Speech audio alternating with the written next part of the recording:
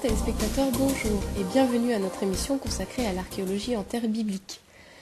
Comme chaque semaine sur notre plateau, Henri van der Wecken. Bonjour Henri. Bonjour Lydie. Nous avons découvert la semaine dernière que la Turquie est une terre biblique. Ainsi avons-nous suivi avec surprise la découverte de l'empire des Hittites. Les Hittites ont été longtemps uniquement mentionnés dans la Bible, notamment dans l'Ancien Testament. Mais une fois de plus, et comme si c'était encore nécessaire, l'archéologie permit de retrouver la trace de ce peuple, notamment en Égypte et en Turquie. Alors Henri, tu nous as également fait prendre conscience que le territoire de l'actuelle Turquie avait un lien avec le Nouveau Testament. Absolument, et principalement dans les lettres de Saint Paul, les voyages missionnaires de l'apôtre Paul et de l'apôtre Jean. La Bible nous dit que Paul était originaire de Tarse, donc on dit Paul de Tarse. Et Tarse est une ville qui se trouve dans le sud-est de la Turquie. C'est toujours une ville aujourd'hui, la ville de Tarsus. Elle a gardé à peu près le même nom qu'à cette époque. Et à l'époque romaine, elle était la métropole de la province de Cilicie et située sur les rives du Cydnos. Elle abritait une importante communauté juive dont Paul était originaire. Il avait le métier de faiseur de tentes.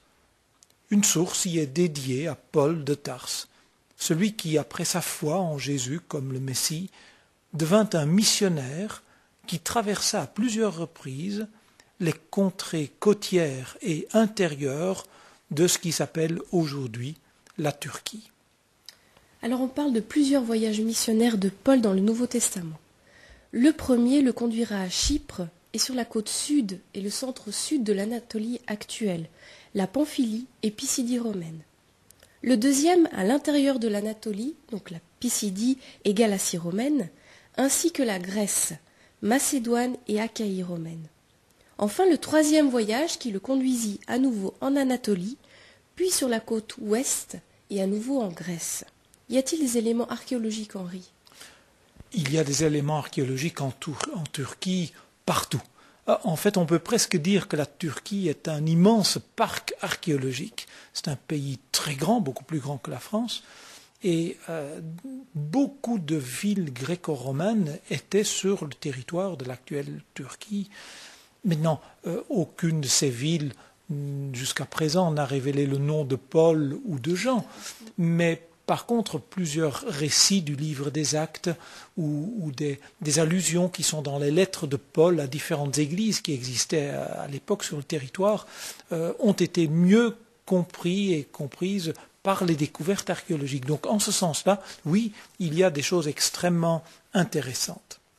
C'est d'un bateau qu'au 1er siècle, l'apôtre débarqua dans ce petit port d'Antalya, l'ancienne Athalie.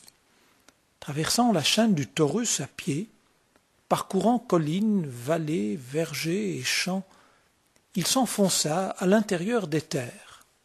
Derrière les champs de blé, il voyait probablement se profiler une autre moisson, celle d'êtres humains qui s'attacheraient au Christ Jésus. Et en quelques dizaines d'années, Paul, le grand missionnaire, organisa tout un ensemble de communautés chrétiennes sur une grande partie du territoire de la Turquie actuelle, et même au-delà. Dans le livre des Actes, les endroits sont nommés. Paul et ses compagnons firent voile vers Pergée de Pamphylie, et de Pergée ils poursuivirent leur route vers Antioche de Pisidie. Ensuite ils se rendirent à Iconium, puis à Lystre, à Derbée et dans les environs. De Milet, il envoya